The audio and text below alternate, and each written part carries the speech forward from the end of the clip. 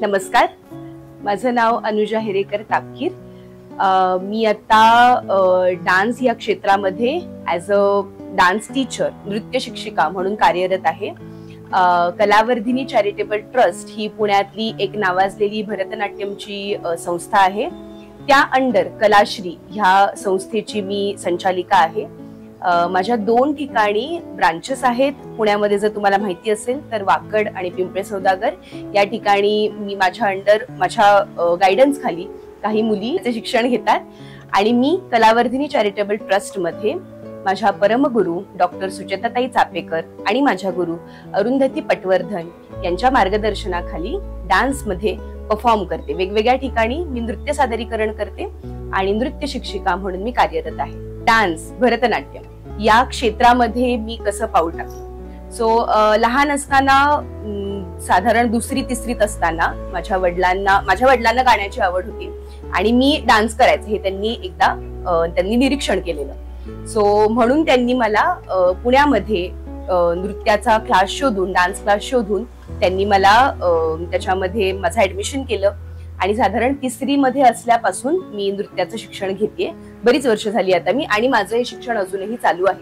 नृत्य शिक्षणाला कुठेही पॉज किंवा तिथे फुल स्टॉप असा लागत नाही, तो चालूच राहतो। माझं शिक्षण अजून चालू आहे। ह्या काळात मी कलावर्धिनी, आमची जी इन्स्टिट्यूट आहे कलावर्धिनी चॅरिटेबल ट्रस्ट, त्याच्या अंडर मी 6 परीक्षा मूलगामी कोर्स म्हणजे बेसिक कोर्स हा 6 वर्षाचा असतो। तर तो बेसिक कोर्स मी 6 वर्षाचा पूर्ण केला। त्याच्याबरोबर गांधर्व इन्स्टिट्यूटच्या मी परीक्षा दिला। तर त्याच्यामध्ये अलंकार पूर्ण मी आहे, म्हणजे गांधर्व इन्स्टिट्यूटच्या जेवढ्या केवढ्या परीक्षा असतात तेवढ्या मी पूर्ण केल्या आहेत। कलावर्धिनीच्या मी परीक्षा पूर्ण केल्या आहेत। कॉलेजमध्ये बीकॉम मी केलं, म्हणजे कॉमर्स हे क्षेत्र निवडून, म्हणजे शिक्षणही मला घ्यायचं होतं म्हणून कॉमर्स हे क्षेत्र निवडून मी बीकॉम केलं। त्याच्यानंतर MBA केलं। MBA मध्ये मी HR हे स्पेशलायझेशन मी निवडलं। पण मी तेव्हा डान्स करतच होते, डान्स माझा थांबला नाही। मी 10वी 12वी किंवा कुठल्याही कारणास्तव डान्सला, माझ्या नृत्याला अजिबात ब्रेक घेतलेला नाही। डान्स हा माझा चालूच होता। MBA HR केल्यानंतर 2-3 वर्ष मी जॉबही केला। पण जॉब करताना मग माझ्या लक्षात आलं की नाही, आपली ओढ जास्ती डान्सकडे आहे, नृत्याकडे आहे आणि त्याच्याने मला जास्ती आनंद मिळतो, त्याच्याने मी पैसेही कमवू शकते, त्याच्याने मला जे हवं तसं मी शिकवू शकते आणि शिकू शकते।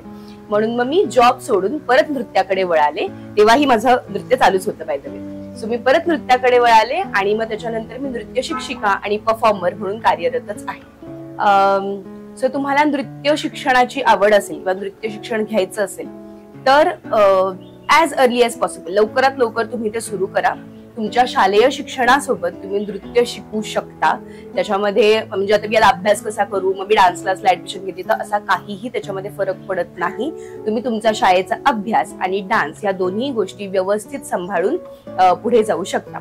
10वी नंतर जर तुम्ही नृत्य शिक्षण घेत असाल, म्हणजे सायमल्टेनियसली घेत असाल, तर 10वी नंतर तुम्ही आर्ट्स ही फील्ड निवडू शकता आणि आर्ट्स मध्ये तुम्ही पुढे जाऊन BA डान्स आणि MA डान्स असं तुम्ही करू शकता।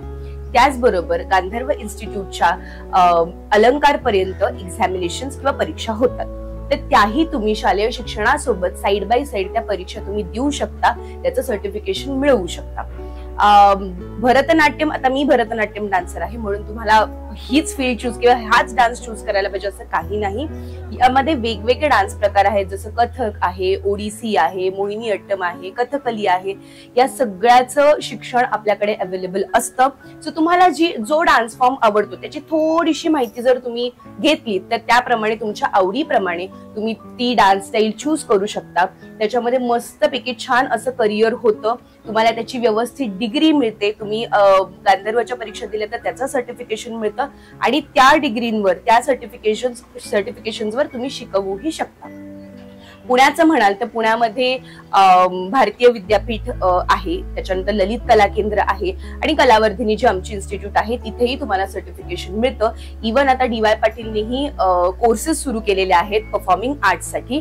पुण्यामध्ये हे ऑप्शन्स आहेत। वेगवेगळ्या आपल्या महाराष्ट्रात वेगवेगळ्या ठिकाणी वेगवेगळे ऑप्शन्स आहेतच, तुम्हाला जे कन्व्हिनियंट आहे त्याप्रमाणे तुम्ही निवडू शकता। पण येस, डान्समध्ये उत्तम करिअर होतं आणि त्यामध्ये तुम्ही पैसे कमवू शकता। जसं आता आपण बोललो की डान्स मध्ये करिअर करायचं तर काय करायचं, तर BA MA ह्या डिग्रीज आपण घ्यायच्या. पण काही लोकांना नृत्यामध्ये करिअर न करता तो हॉबी म्हणून जर क्लास करायचा असेल तर काय, तर होऊ शकतो का? तर हो, नक्कीच होऊ शकतो. तुम्ही माझ्यासारखं, जसं मी सुरुवातीला बीकॉम केलं, जसं मी तुम्हाला सांगितलं बीकॉम केलं, MBA केलं, तसं जर तुम्हाला शैक्षणिक क्षेत्रातच जायचं असेल पण तुम्हाला डान्स नृत्य सोडायचं नसेल तर येस, तसंही तुम्ही करू शकता.